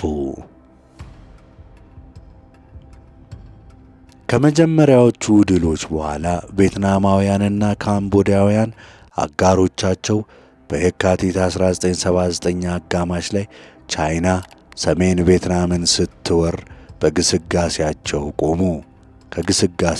ቆሙ። ምንም እንኳ የተከተለው የሲኖ ቬትናም ጦርነት ከአንድ ወር ባነሰ ጊዜ ውስጥ ቢቆይም በመጋቢት አጋማሽ ላይ የተኩስ አቁም ስምምነትም ቢደረግም ጥቃቱ ለኬሜሩዥና በካምቦዲያ ውስጥ ላሉ ሌሎች በርካታ ታጣቂ ቡድኖች በፕኖምፔን የሚገኘው በቬትናም የሚደገፈው መንግሥት ጋር የሚያደርጉትን ተቃውሞ እንደገና ለማደራጀት ጊዜን ለመስጠት በቂ ነበረ። በዚህ ጊዜ ውስጥ ፖልፖትና የኬሜሩዥ አጋሮቹ በቻይና ጣልቃ ገብነት የተገኘውን ትኩረት በመጠቀም በሀገሪቱ ሰሜን ምዕራብ ክፍል ከታይላንድ ድንበር ጋር ያሉትን ክፍሎች ለመቆጣጠር ተጠቅመዋል። ከቻይናና ከዩናይትድ ስቴትስ በታጠቀ የገንዘብና የወታደራዊ እርዳታ ፖልፖት በ1979 የበጋ ወቅት ኬሜሩዥን እንደገና ለመፍጠር እየሞከረም ነበር። የፓርቲው የቀድሞ የሶሻሊስት ታሪክና ድርጊቶችን ለመቀበል ጥረት ተደርጓል። ፖልፖት ራሱን እንደ አዲስ የአርበኞች ዲሞክራሲያዊ ግንባር መሪም አድርጎ ለማቅረብ ሞክሯል። ይህም በፕኖምፔን የሚገኘውን በቬትናም የሚደገፈውን አገዛዝ የሚቃወሙ የተበታተኑ የፖለቲካና የወታደራዊ ቡድኖች ጥምረት ነበር። የኬሜሩዥ መሪ ራሱን እንደገና ለመፍጠር በመሞከር የቅጽል ስሙን ፖልፖትን በመተው ከአባቱ በኋላ ፒኤም የሚለውን ስም ተቀበለ። ፒኤም ሆነ። በሚያስደንቅ ሁኔታ እነዚህ ድርጊቶች በዓለም አቀፍ መድረክ ላይ የተወሰነ ተአማኒነትን አስገኙለት። በኖቬምበር 1979 ዓ.ም የተባበሩት መንግስታት ድርጅት በቅርብ ዓመታት ውስጥ የአገዛዙ አሰቃቂ ወንጀሎች ቢኖሩም እንኳ በ1979 ዓ.ም ለዓለም ገና ሙሉ በሙሉ ያልታወቀውን የኬሜሩዥን መንግስት በፕኖምፔን ከሚገኘው አስተዳደር ይልቅ የካምቦዲያ መንግስት አድርጎ ለመቀበል መረጠ። አይ ፖለቲካ! ስለዚህ በካምቦዲያ ቬትናም ጦርነት የመጀመሪያ ዓመት መጨረሻ ላይ በቬትናማውያንና በፕኖምፔን ባለው የአሻንጉሊት አገዛዛቸውና አብዛኛውን የአገሪቱን ክፍል በሚቆጣጠሩ በርካታ ታጣቂ ቡድኖች መካከል ለተራዘመ ፍጥጫ መድረኩም ተዘጋጀ። ከእነዚህ ኬሜሩዥ አንዱ ብቻ ነበር። ይህ በውጤታማነት በካምቦዲያ አዲስ የእርስ በርስ ጦርነት ነበር። ፖልፖትና ኬሜሩዥ በ1975 ዓ.ም ወደ ሥልጣን ለመጀመሪያ ጊዜ እንዳመጣው ያህል ረጅም ጊዜ ይቆያል። የካምቦዲያ ቬትናም ጦርነት ለተጨማሪ 10 ዓመታት ቀጠለ። በእነዚህ ዓመታት ውስጥ ኬሜሩዥ ከካምፑቺያ ሕዝባዊ ሪፐብሊክና ከቬትናም ጋር የተዋጉት ታጣቂ ቡድኖች አንዱ ብቻ ነበር። ከእነዚህ ሌሎች ቡድኖች መካከል ዋነኛው በ1981 ዓ.ም በካምቦዲያ ፖለቲካ ውስጥ በነበረው የቀድሞ ንጉሥ የተመሠረተው የገለልተኛ ሰላማዊና ትብብራዊ ካምቦዲያ ብሔራዊ የተባበረ ግንባር FUNPEC ነበር። ከዚያም የሲያኑክን ግንባር መመስረት ተከትሎ ለኬሜር ተጨማሪ ድጋፍ ለማግኘት በሚደረጉ ጥረት ፖልፖት በ1981 ዓ.ም ኮሚኒስት ፓርቲውን በይፋ በመበተን አዲስ ብሔርተኛ እንቅስቃሴ ሐሳብን አቀረበ። ይህም ቀጣይነት ያለው ርዕዮተ ዓለማዊ ተለዋዋጭነቱን የሚያሳይ ነበር። ከዚያም በ1980ዎቹ አጋማሽ በካምቦዲያ ጫካዎችና ኮረብታዎች ውስጥ በማያቋርጥ የሽምቅ ውጊያው ሲቀጥል ፖልፖት ከእንቅስቃሴው ግንባር ቀደም መራቅ ጀመረ። በመስከረም 1985 ዓ.ም ከኬሜሩዥ ወታደራዊ አዛዥነቱም ለቀቀ። በከፊል ባለፈው ዓመት ቬትናማውያን የኬሜር ኃይሎችን ከካምቦዲያ ወደ ታይላንድ በመግፋታቸው ምክንያትና በከፊል በራሱ እየተዳከመ በመጣው ጤንነቱ ምክንያት ነበር ይህን ያደረገው። በ1983 ዓ.ም ሆጂኪንስ ሊምፎማ በአንጻራዊነት ከባድ የሆነ የካንሰር አይነት እንዳለበት ታወቀ። ይህም በባንኮክና በቤጂንግ የሕክምና እርዳታ ለማግኘት ረጅም ጊዜ እንዲያሳልፍ አስገደደው። ጦርነቱ በ1980ዎቹ መጨረሻ ላይ በማያቋርጥ ሁኔታ ሲቀጥል ፖልፖት በካምቦዲያ ውስጥ ላሉ የፖለቲካ አካላትና ለውጭ ሀገራት ጦርነቱ ካበቃ ወደ ሥልጣን ለመመለስ እንደማይፈልግ ማሳወቅ ጀመረ።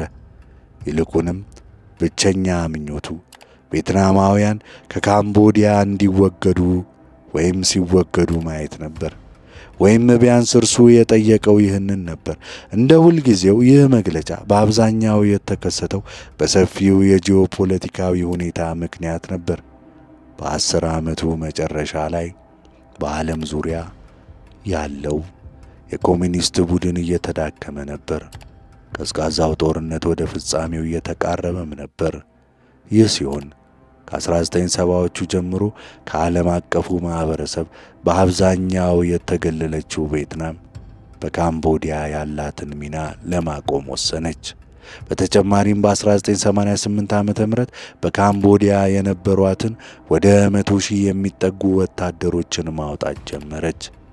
የካምፑቺያ ሕዝባዊ ሪፐብሊክን ለመደገፍና ከአገሪቱ ሙሉ በሙሉ ለመላቀቅ የተነደፉ ተከታታይ የፖለቲካና የኢኮኖሚ ማሻሻያዎችን አቋቋመች።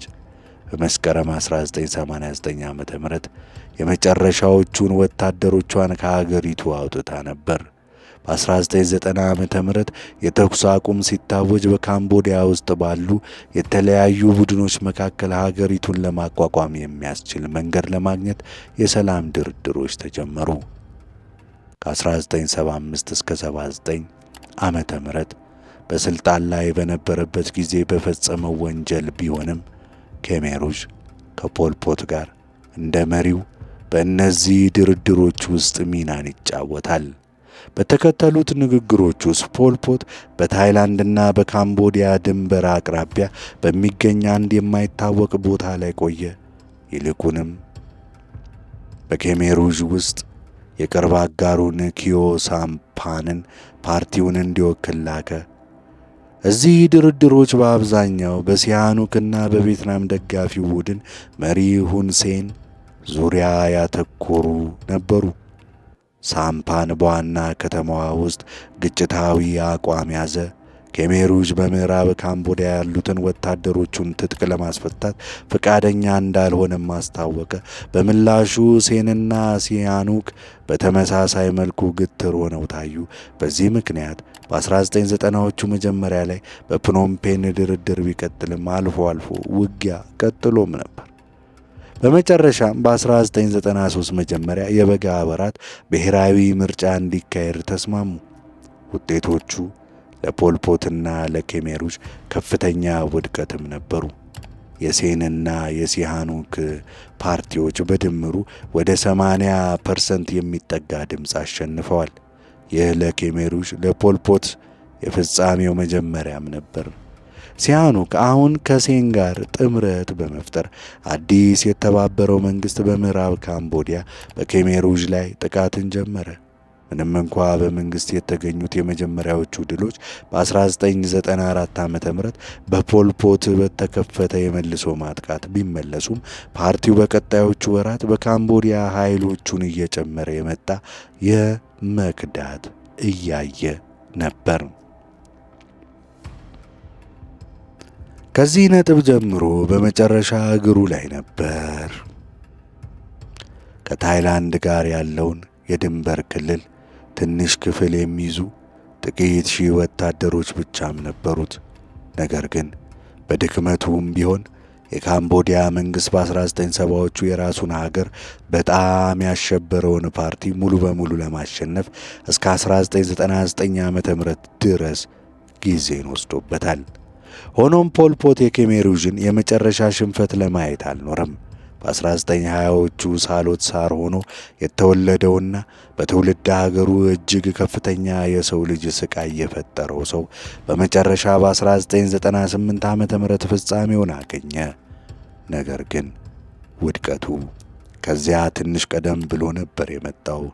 የኬሜር ዕድሜ ከመቼውም ጊዜ በበለጠ ዝቅተኛ ደረጃ ላይ በነበረበት ጊዜ የቀረው የፓርቲ ቅርፊት በ1997 ዓ.ም በመሪው ላይ ተለወጠ። በዚህም ጊዜ በምዕራብ ካምቦዲያ ጫካዎች ውስጥ አመራሩን ጥርጣሬና የውስጥ ውዝግቦች ያሰቃዩት ነበር። በ1997 የበጋ ወራት በተካሄደ የፓርቲው መፈንቅለ መንግሥት ፖል ፖትና ቤተሰቡ በታሞክ በሚመራ የተቀናቃኝ ቡድን በቁም እስር ላይ ተቀመጡ። በዚያ ጊዜ ፖል ፖት ለመኖር ብዙ ጊዜ አልነበረውም። በማንኛውም ሁኔታ በልብ ህመም ይሰቃይ ነበር። ስትሮክ ደግሞ በከፊል ሽባ አድርጎት መደበኛ ኦክሲጅን ያስፈልገው ነበር። በተጨማሪም ካንሰሩ ቀርቶ ነበር። ውጤታማ የሕክምና እንክብካቤ ሳያገኝ በፍጥነት ጤናው እየተዳከመ ነበር። 1997 ዓ.ም ሐምሌ ወር ኬሜሩዥ በሚያስደንቅ ግብዝነት ድርጊት ለፍርድ ያቀረበው ሰው እንዲህ ያለ ፍርስራሽ ሆኖ ነበር። እርሱ ራሱ ከ30 ዓመታት በላይ በመራው ፓርቲ የዕድሜ ልክ እስራት ተፈረደበት። ነገር ግን ያ ሕይወት ብዙም ሳይቆይ ያበቃል። ሚያዝያ 15 ቀን 1998 ዓ.ም ፖል ፖት በእንቅልፍ ልቡ ቆሞ ሞተ። ሚያዝያ 1 ቀን 1998 ዓ.ም ከሞተ ከ6 ቀናት በኋላ በቡድሂስት ሥነ ሥርዓት ምክንያት ተቃጠለ። ስለዚህ የ20ኛው መቶ ክፍለ ዘመን እጅግ ጨካኝ የሆኑት አምባገነኖች ውስጥ አንዱ በዚሽ ቀን ሞተ እናም ተቃጠለ። ከኋላው ዛሬ በፈንጂዎች የተሞላችና ጠባሳ ያለበት ታሪክ ያላት ሀገርና በአብዛኛው አምባገነናዊ መንግሥትን ትቷል። ፖል ፖት በዓለም ዙሪያ እንዲህ ያሉ ሰዎች በበዙበት በ20ኛው መቶ ክፍለ ዘመን ከነበሩት እውነተኛ ጭራቆች አንዱ እንደነበር ምንም ጥርጥር የለውም። ነገር ግን ፖል ፖት ለየት የሚያደርገው እርሱና ኬሜሩዥ ከ1975 እስከ 79 ዓ.ም የካምቦዲያን የዘር ማጥፋት በፈጸሙበት እጅግ ከፍተኛ ጭካኔም ነው። በእነዚህ ዓመታት ውስጥ አገዛዙ በድንበሩ ውስጥ ባሉ ሁሉ ላይ ተለወጠ። የውጭ ዜጎችና የፖለቲካ ተቃዋሚዎች የተለመደው በአምባገነናዊው ማኅበረሰቦች ከሌሎች በላይ ኢላማ ተደርገው ነበር። ነገር ግን ፖል ፖትና ተከታዮቹ የራሳቸውን ሕዝብ ሙሉ በሙሉ በመቃወም በመቶ ሺዎች የሚቆጠሩ ካምቦዲያውያንን በጅምላ የጉልበት ሥራ ካምፖች ውስጥ በእብደት የግብርና ምርታማነት ፍለጋ ብለው ገደሉ። ይህም ረሃብን መፍጠር ብቻ ሆኖ ተሳክቶለታል።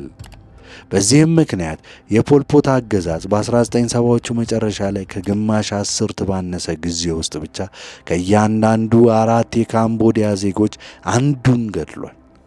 በዚህ ምክንያት የተባበሩት መንግስታት ድርጅት እናም ቀይ መስቀል በ1979 ዓ.ም ፖል ፖትና አገዛዙ የካምቦዲያን ማኅበረሰብ ሊያጠፋው እንደቀረበ ማወጃቸው ብዙም አያስደንቅም።